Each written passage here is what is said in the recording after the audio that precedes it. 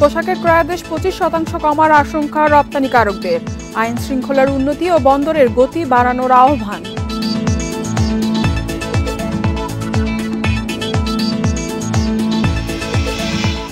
নিত্যপণ্যের বাজারে এখনো স্বস্তি নেই। মূল্যস্ফীতি নিয়ন্ত্রণে 3 কৌশলে এগোচ্ছে অন্তর্বর্তী সরকার।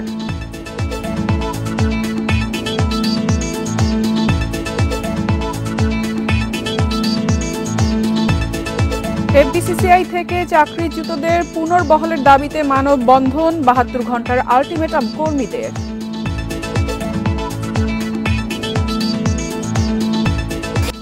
সবাইকে আমন্ত্রণ অর্থনীতি সারাদিনে, আপনাদের সাথে আছি ইফাতারা। শুনছিলেন শিরোনাম, এবারে জানাবো বিস্তারিত। বিদেশি ক্রেতাদের মধ্যে এখনো স্বস্তি না ফেরায় পোশাক শিল্পের ক্রয়াদেশ 20 থেকে 25% কমার আশঙ্কা করছেন রপ্তানিকারকরা। তবে দ্রুত সময়ের মধ্যে অন্তর্বর্তীকালীন সরকার পদক্ষেপ নিলে এ অবস্থার উন্নতি হবে বলেও আশা তাদের। আইন শৃঙ্খলা পরিস্থিতি স্বাভাবিক করার পাশাপাশি বিদেশি ক্রেতাদের দেশের ইতিবাচক পরিস্থিতি জানানোর আহ্বান অর্থনীতিবিদদের। বিশ্ববাজারে পোশাক রপ্তানিতে দ্বিতীয় অবস্থানে বাংলাদেশ। রপ্তানি আয়ের 85% আসে তৈরি পোশাক খাত থেকে। অন্তর্বর্তী সরকার গঠনের পর রপ্তানিমুখী তৈরি পোশাক কারখানাগুলো পুরোদমে উৎপাদনে ফিরেছে। পণ্য আমদানি রপ্তানিও স্বাভাবিক হচ্ছে। তবে ছাত্র আন্দোলনকে কেন্দ্র করে সহিংসতা ও পরবর্তী ঘটনায় এখনও বিদেশি ক্রেতাদের মধ্যে অনিশ্চয়তা কাজ করছে বলে জানান উদ্যোক্তারা। এমন পরিস্থিতিতে আগামী মৌসুমে ক্রয়াদেশ অন্য দেশে চলে যাওয়ার আশঙ্কা করছেন তারা। স্বাভাবিক একটি পুলিশি কর্মকাণ্ডের মাধ্যমে নিরাপত্তা বিধান হচ্ছে, তখন কিন্তু বায়াররাও পূর্ণ মাত্রায় তারা যে অর্ডারগুলো দেন তা থেকে কিছুটা কম দিবেন, এটিই স্বাভাবিক। অ্যাবাউট 20 থেকে 25% অর্ডার আমরা মনে করতেছি যে আমাদের হাতছাড়া হয়ে গেছে। অর্থাৎ যেগুলি এই আন্দোলনের আগে যে অর্ডারগুলি নিয়ে আমাদের সাথে কথা হচ্ছিল, আন্দোলনের সময় বা এর মধ্যে এগুলি প্লেস হওয়ার কথা ছিল, অর্ডার পাওয়ার কথা ছিল, সেগুলি কিন্তু আমরা এর মধ্যে পাই নাই। ব্যবসায়ী ও অর্থনীতিবিদরা বলছেন, পোশাক শিল্প খাতে স্বস্তি আনতে দ্রুত সময়ের মধ্যে আইন শৃঙ্খলা পরিস্থিতি উন্নতি করতে হবে। ব্যাংকিং খাতের সংকট দূর করার পাশাপাশি আমদানি ও রপ্তানি বাধাগ্রস্ত করে এমন রাজস্ব নীতি বাতিল করার আহ্বান জানান তারা। চিফ অ্যাডভাইজারের উচিত হবে যাতে বাংলাদেশের সাথে যাদের ব্যবসায়িক সম্পর্কটা সবচেয়ে প্রবল, তারা যাতে বাংলাদেশের এই পরিবর্তনটিকে ইতিবাচকভাবে দেখে কোনো ধরনের অনিশ্চয়তা বোধ না করেন। গ্যাস এবং বিদ্যুতের সংকট, সেটাকে সমাধান করা। তৃতীয়ত হচ্ছে ব্যাংকিং খাতের যে দুরবস্থা, অচল অবস্থা, যে সংকট, এই সংকট দূর করা। বাংলাদেশ ব্যাংকের তথ্য মতে গেল অর্থ বছরের প্রথম 11 মাসে $3,304 কোটি তৈরি পোশাক রপ্তানি হয়, যা তার আগের অর্থ বছরের একই সময়ের চেয়ে 5% কম। Shafil Alam Sujan, independent news, Dhaka. নিত্যপণ্যের বাজারে এখনো মিলছে না স্বস্তি। এক পণ্যের দাম কমলে বাড়ছে অন্যটির। এতে সংসার চালাতেই হিমশিম খাচ্ছেন ভোক্তারা। নতুন সরকারের কাছে বাজারে স্বস্তি ফেরানোর আহ্বান তাদের। এমন পরিস্থিতিতে মূল্যস্ফীতি নিয়ন্ত্রণে 3 কৌশলে এগোচ্ছে অন্তর্বর্তী সরকার। বাজারে ভোগ্যপণ্যের সংকট না থাকলেও কিনতে হচ্ছে চড়া দামে। গত কয়েক বছরে বাজার নিয়ন্ত্রণে কাজে আসেনি কোনো উদ্যোগ। অর্থ বছরের প্রথম মাসেই সার্বিক মূল্যস্ফীতি দাঁড়িয়েছে 11.66%। খাদ্য মূল্যস্ফীতি 14.10%। এমন পরিস্থিতিতে নতুন সরকারের কাছে স্বাভাবিক বাজার ব্যবস্থাপনার দাবি ভোক্তাদের। সরকার তো এখন ছোট পরিসরে মাত্র শুরু করেছে, তো বর্তমান সরকারকে আমরা ধন্যবাদ দিচ্ছি যে কিছু পণ্যের দাম হঠাৎ 150-60 করে কমে গেছে। হয়তো তাদেরকে সময় দিতে হবে। আশা করি ভালো করবেন, আমাদের দ্রব্যমূল্য নিয়ন্ত্রণ করবেন, আইন শৃঙ্খলা নিয়ন্ত্রণ করবেন এবং অন্যান্য যাবতীয় বিষয়গুলো আশা করি ভালো করবেন। সরকার পরিবর্তনের পর বাজারে কমেছে চাঁদাবাজি, তদারকি করছে সাধারণ ছাত্ররাও। এতে কিছুটা কমেছে সবজি সহ মুরগির দাম। মূল্যস্ফীতি কমাতে পণ্যের উৎপাদন বৃদ্ধি, সরবরাহ ঠিক রাখা ও সিন্ডিকেট নিয়ন্ত্রণে জোর দিচ্ছে নতুন সরকার। উৎপাদনের ব্যাপারে যা যা করা দরকার, কৃষি মন্ত্রণালয়, শিল্প, এখানে সার, অন্যান্য জিনিস আছে কি কি ইনভলভ, তারপরে ইনপুট লাগবে, তারপরে বাজার যে যখন করবে তাদের যারা উৎপাদন করে তাদের সুবিধা অসুবিধাটা দেখবে। তবে আলটিমেটলি আপনার কাছে যেমন পৌঁছায় তখন সেই চেইনটা, মানে পুরো সাপ্লাই চেইনটাই তো ইনভলভ। বিশেষজ্ঞরা বলছেন, নতুন বাংলাদেশ নির্মাণে মূল্যস্ফীতির লাগাম টানার বিকল্প নেই। আগের সরকারগুলো বা রাজনৈতিক সরকারগুলো যে পদক্ষেপগুলো শক্ত হাতে নিতে পারেনি, এই বর্তমান সরকার যদি এই পদক্ষেপগুলো শক্ত হাতে গ্রহণ করতে পারে, বাজার সিন্ডিকেট নিয়ন্ত্রণ এবং মনিটরিং এবং সাপ্লাই চেইন এবং চাঁদাবাজির ব্যাপারটা যেটা বললাম, এগুলো যদি শক্ত হাতে নিয়ন্ত্রণ করতে পারে, তাহলে ইনফ্লেশন বা মুদ্রাস্ফীতি না কমার আমি কোনো কারণ দেখি না। এটাই আমাদের সবার প্রত্যাশা থাকবে বর্তমান সরকারের কাছে। সার্বিক মূল্যস্ফীতি নিয়ন্ত্রণে বাজার তদারকির পাশাপাশি টিসিবি, ওএমএস সহ সামাজিক নিরাপত্তা কর্মসূচিতে জোর দেওয়ার পরামর্শ বিশেষজ্ঞদের। Shahid Ahmed, independent news, Dhaka. আলু, পেঁয়াজ এবং সবজির দাম বেশি নেওয়ার অভিযোগে রাজধানীতে 3টি দোকানকে 3000 টাকা জরিমানা করেছে ভোক্তা অধিকার সংরক্ষণ অধিদপ্তর। শনিবার সকালে রাজধানীর হাতিরপুল বাজারে এই অভিযান করা হয়। ভোক্তা অধিদপ্তরের সাথে বাজার পরিদর্শনে অংশ নেয় বিভিন্ন শিক্ষা প্রতিষ্ঠানের শিক্ষার্থীরাও। ভোক্তা অধিদপ্তরের কর্মকর্তারা বলেন, বাজারে দোকানিরা কোনো রসিদ ছাড়া পণ্য সরবরাহ করেছিলেন। তবে খুচরা ব্যবসায়ীদের দাবি, পাইকাররা তাদের কোনো পাকা রসিদ দেয় না। ক্রেতারা অভিযোগ করেন, অভিযানের সময় দাম কমানো হয়, পরে আবার বেড়ে যায়। এদিকে ভোক্তা অধিদপ্তরে আরও জনবল বাড়িয়ে বাজার তদারকি বাড়ানোর দাবি জানায় শিক্ষার্থীরা। কাঁচামালের কোনো স্লিপ দেয় না, এই কারণে বলছি যে কারণ বাজার আপনারা ঠিক করেন, কারণ বাজার স্লিপ দিতে বাধ্য করেন। এটা কখনোই কম বলে না। এই যে আপনারা ফাইন করে গেলেন, এই পাবলিকের কাছ থেকে নিবে। 1 কেজিতে 20 থেকে 30 টাকা করে লাভ করার প্রবণতা লক্ষ্য করলাম এবং এর সপক্ষে তারা কোনো যৌক্তিক ব্যাখ্যা দিতে পারে নাই। এজন্য আমরা 3টি প্রতিষ্ঠানকে সতর্কতামূলক জরিমানা আরোপ করেছি এবং বাজারে কাঁচা সবজির যে মূল্য, সেখানে প্রত্যেক কেজিতে 10 টাকা করে কমানোর পর ওনাদের যৌক্তিক লাভ থাকছে এবং এখানে 10 টাকা করে।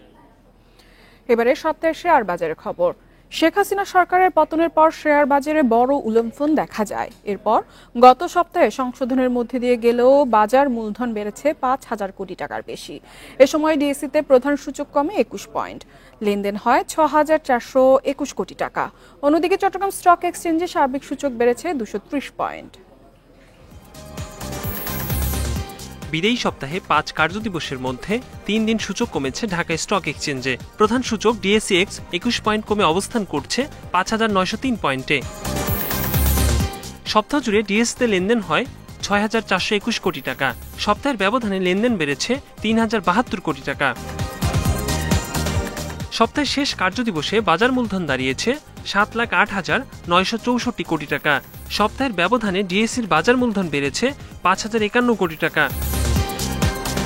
বিদায়ী সপ্তাহে হাতবদলে অংশ নেয়া 398টি কোম্পানি ও মিউচুয়াল ফান্ডের মধ্যে দর বেড়েছে 105টির, কমেছে 278টি এবং অপরিবর্তিত রয়েছে 15টি প্রতিষ্ঠানের শেয়ার দর।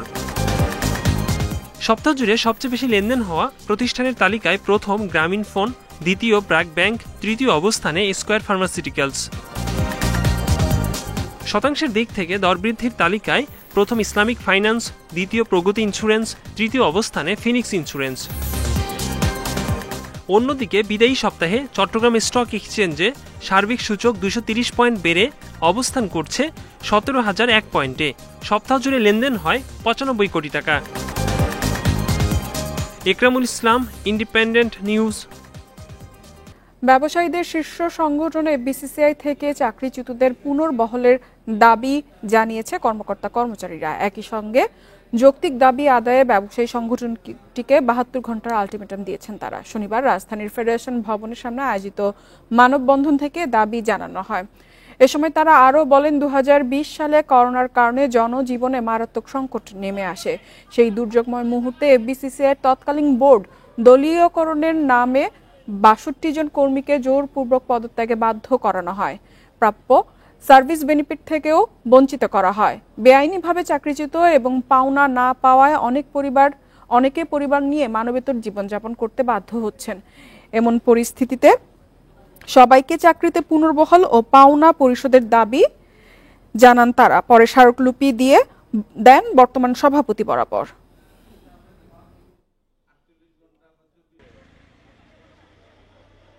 একটা শোকজ নোটিশ বন্ধনে কি অপরাধে আমাদের এভাবে আমরা বাচ্চা কাচ্চা সবাই তো এই চাকরির উপরেই তো আমরা নির্ভর করে বাচ্চা কাচ্চা স্কুলে কলেজে ভর্তি করছি। ঘর ভাড়া আমরা কি দিয়ে চলি বলেন? টোটাল পাওনা তার মাত্র 1/4, 25% মাত্র 25 ভাগ টাকা দিয়ে আমাদেরকে বিদায় করে দেওয়া হয়। এখন আমাদের দাবি, আমাদেরকে যেহেতু অন্যায়ভাবে কোনো রকমের অভিযোগ ছাড়া সম্পূর্ণ অন্যায়ভাবে জোরপূর্বক আমাদেরকে চাকরি থেকে অব্যাহতি দেওয়া হয়েছিল, আমরা এখন পুনর্বহাল চাই। গ্যাসের অভাবে টানা কয়েক মাস ধরে দেশের 3টি ইউরিয়া সার কারখানার উৎপাদন পুরোপুরি বন্ধ রয়েছে। এর মধ্যে একটি কারখানায় গত জানুয়ারি থেকে এবং বাকি দুটিতে মার্চ থেকে উৎপাদন বন্ধ রয়েছে।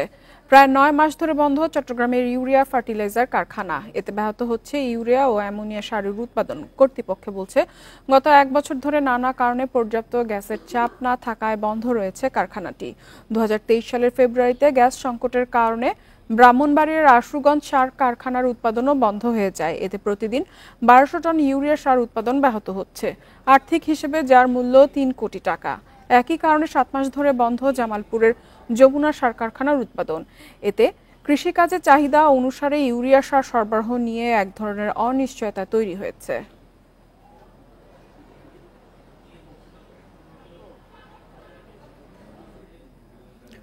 দেশের বিভিন্ন জেলায় সপ্তাহের ব্যবধানে 160 থেকে 180 টাকা পর্যন্ত বেড়েছে কাঁচামরিচের দাম। বাজারে বিভিন্ন সবজির দাম যখন কিছুটা কমতির দিকে, তখন কাঁচামরিচের চড়া দাম নিয়ে বিপাকে ক্রেতারা।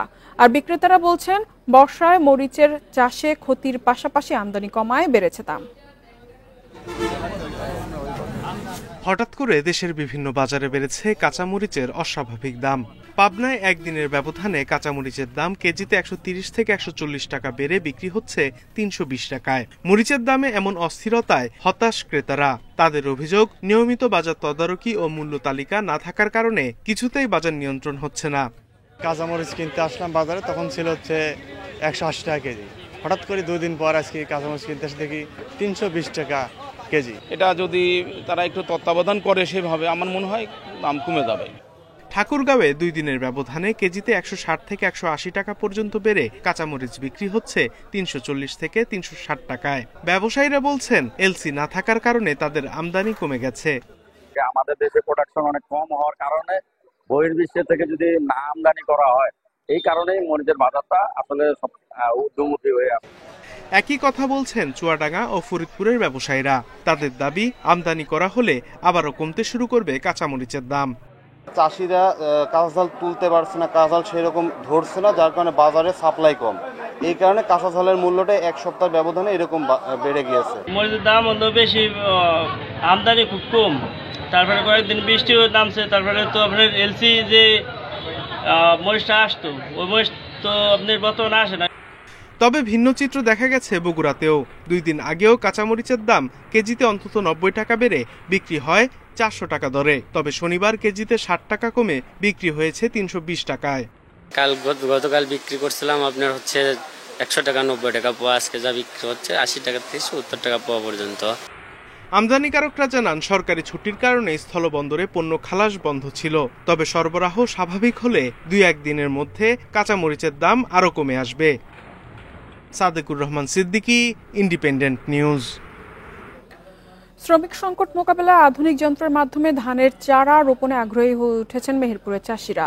অল্প সময় আর কম খরচে চারা রোপণ করা যায় বলে এই পদ্ধতি জনপ্রিয় হয়ে উঠবে বলে আশা কৃষি বিভাগের। মেহেরপুরের বেশিরভাগ কৃষি জমিতে এখনো হাতে হাতে ধানের চারা রোপণ করেন চাষিরা। 1 বিঘা জমিতে কাজ করেন 4 জন শ্রমিক। খরচ হয় প্রায় 2000 টাকা। তবে অনেক কৃষক এখন আধুনিক যন্ত্রের মাধ্যমে চারা রোপণে আগ্রহী হয়ে উঠেছেন।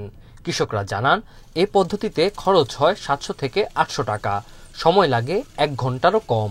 হাতে লাগালে যেখানে খরচ হয় 2000 টাকা বিঘি, এবং রাইস ট্রান্সপ্লান্টার দিয়ে ধান লাগালে 600 থেকে 700 টাকা দিয়ে ধান লাগানো যায়। 1200 টাকা আমাদের সেভ হয়েছে 1 বিঘা জমি, আর সময় লাগে আধা ঘন্টা। আর এই ছিল অর্থনীতি স্বাধীনের আজকের আয়োজনে। ইন্ডিপেন্ডেন্ট টেলিভিশনের সব খবর আরও জানতে চোখ রাখুন ফেসবুক, ইউটিউব এবং এক্সে। আমন্ত্রণ আমাদের পরবর্তী সংবাদে।